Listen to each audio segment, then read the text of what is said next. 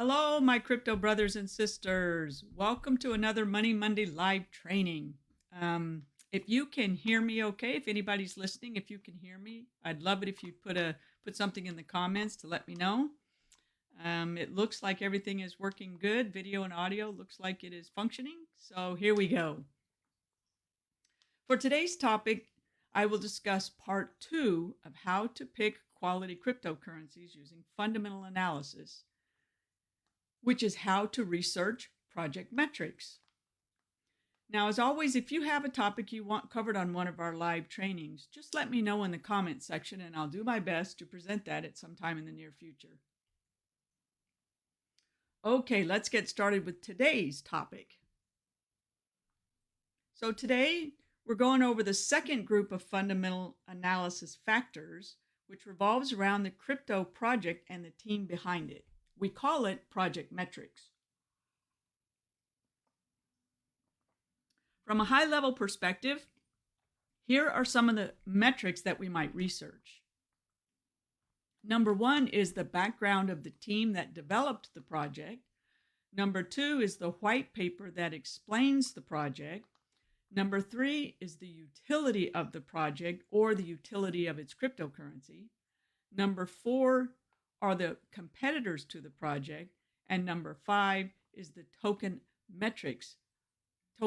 metrics of the project.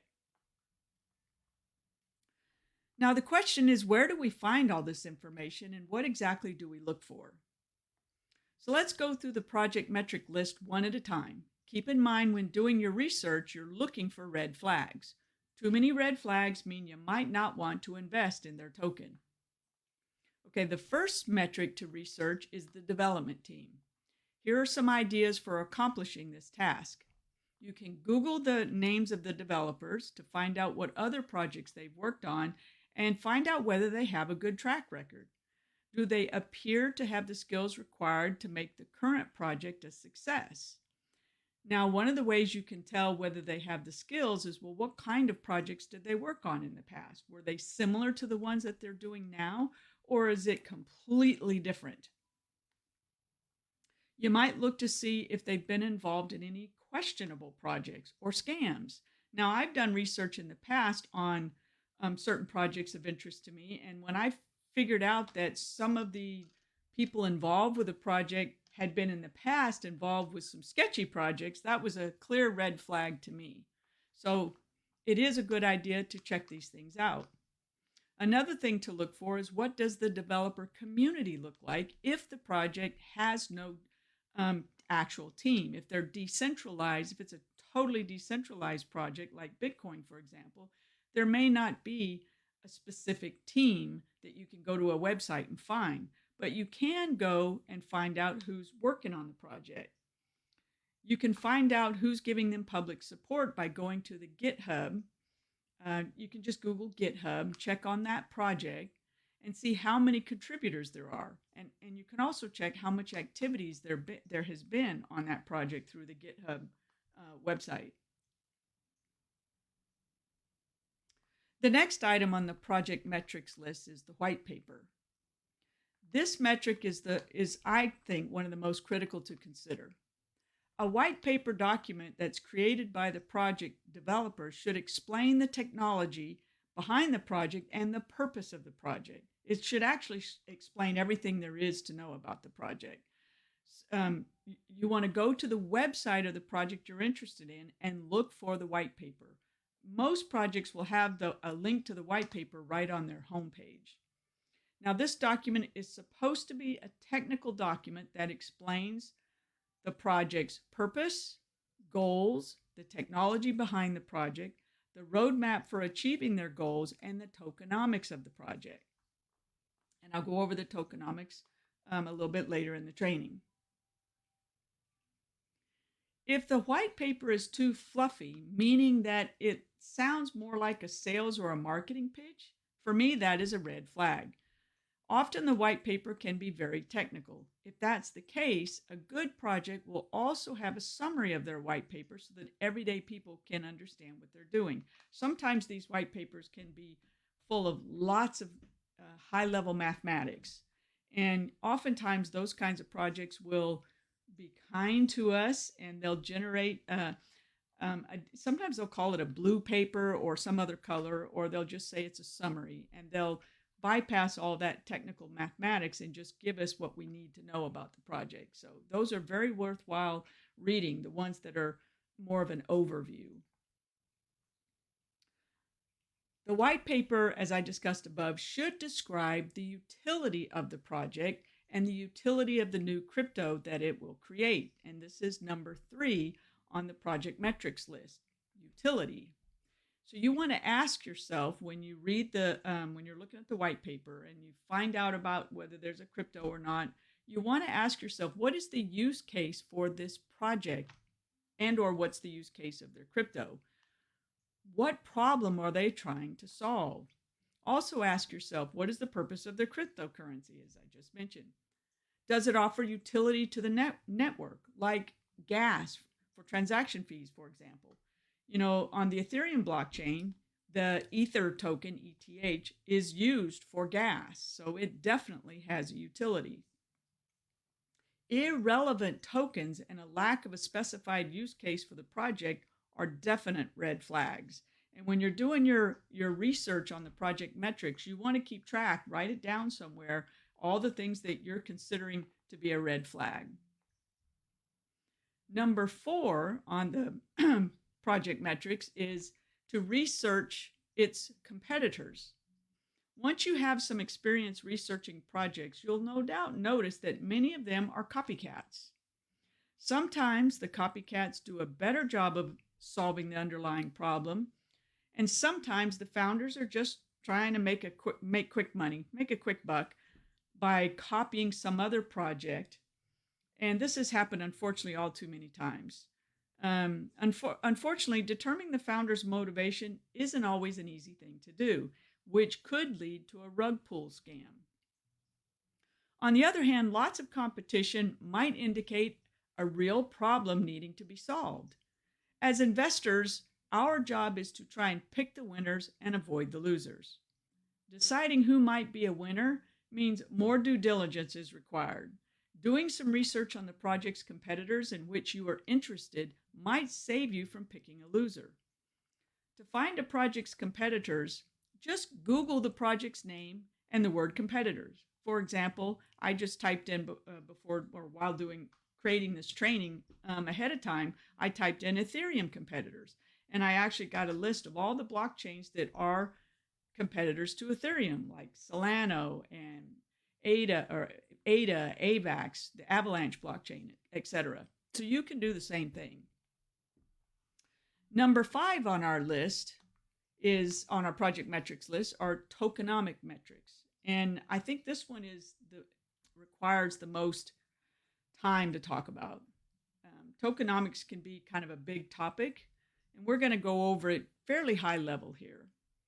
Tokenomics is a term that describes a token's economics and describes the factors that impact a token's use and value. These factors include the token's creation and distribution, supply and demand, incentive mechanisms, and token burn schedules. Now, the word burn just means, it's a technical word that just means that they remove tokens from their supply. Burning them just literally means they delete them.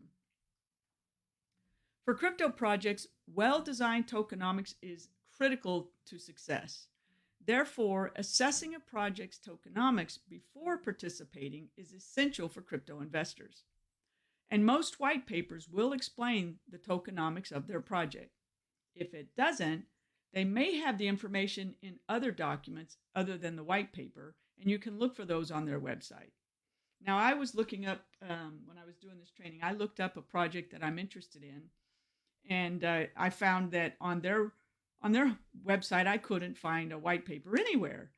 And so I couldn't find out what their tokenomics was. And what I did was I just Googled the name of the project and the word tokenomics, and someone else had done some research that let me know what the tokenomics was. So that worked really well. My computer's beeping at me and I don't know why. I'll ignore it.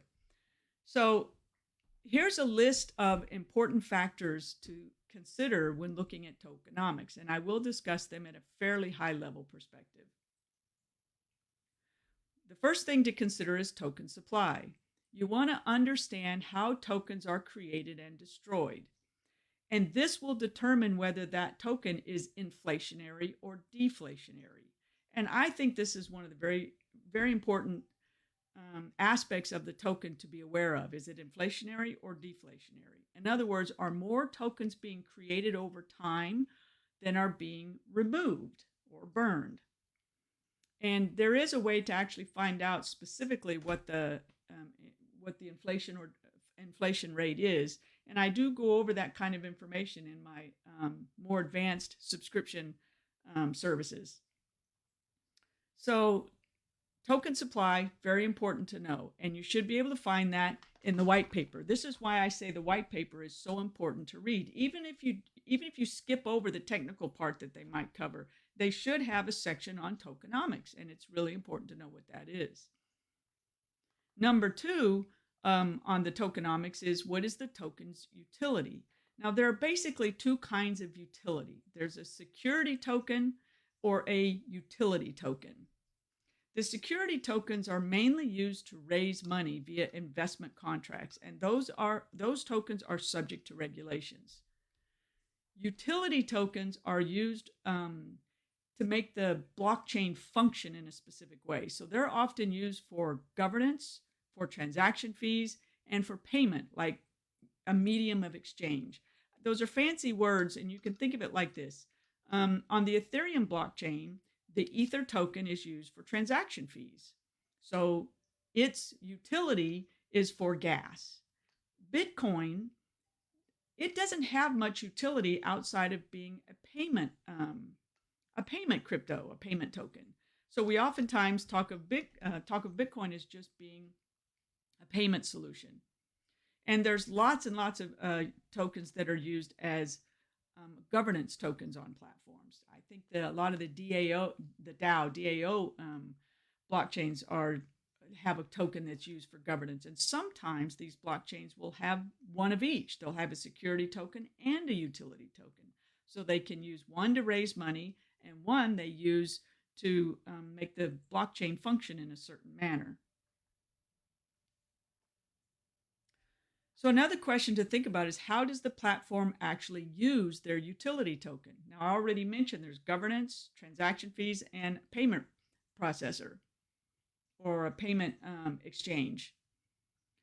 So are there earning opportunities from things like staking, mining, and farming? That's another utility of the token. In staking, the tokens are used for paying out rewards.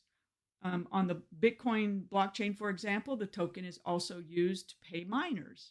So that's one of the reasons why it's considered as payment. And we'll get into farming, talk about farming, yield farming, and liquidity pools and all that in much more advanced trainings than I'm doing here on the free Facebook Money Monday trainings. The next topic in tokenomics is, what is the token distribution? How is a token allocated and distributed? This tells us how many tokens are available to the public, how many are reserved for the team members, and how many are held in treasury, and there could be other things that they're holding tokens for. How tokens are distributed is very, very important. For example, if too much of the tokens are allocated to the founders, that sometimes doesn't look good to investors. It makes it look like the founders are just out for a money grab. So it's important that the tokens be distributed in a way that looks fair and equitable to all parties involved. And again, that information should be in the white paper. So that to me sounded like a lot of information about project metrics, and I hope you found it helpful. Fundamental analysis can be a great deal of work, but the time spent, I believe, is well worth it. Knowing specifics about a project before investing in it can definitely save you money. As I mentioned in my upcoming subscription service, I'll be sharing with members the metrics that I personally check out on projects before I actually buy them. Or if I buy them and I forgot to look up certain metrics, I'll go look them up later so I know what I got. Sometimes I've done that. But that's all for today's training. I hope you found it helpful. I really appreciate you joining me. And if you did enjoy today's training, please put a one in the comments and share your thoughts. And if you would like a specific topic covered on the Money Monday trainings, just let me know. I'll do my best to cover that for you. Yes, as and Becca, who is listening right now, mentioned there is a lot to learn. When it comes to fundamental analysis, there is definitely a lot to learn, especially in crypto, because it's very, very different from stock market fundamental analysis. So we'll talk about this more later. Next week, I'm going to cover part three of fundamental analysis, which I forget what part three is, but so I don't make you dizzy by scrolling through that so fast. I will post in the Facebook group what part three is before we get to it. So I hope you'll join me next week. And as always, I hope you have a great day. Bye for now.